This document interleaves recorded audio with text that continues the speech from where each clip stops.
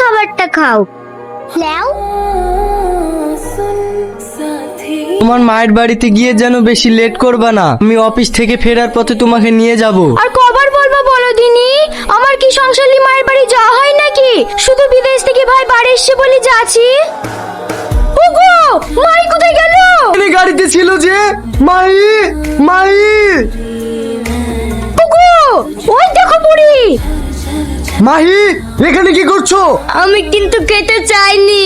ভয় নেই, খেয়ে নাও। আব্বু, ছেলেটা নোংরা খাবার খাচ্ছিল বলে আমার খাবারটা নিয়ে এসে দিচ্ছি। খুব ভালো করেছো মা।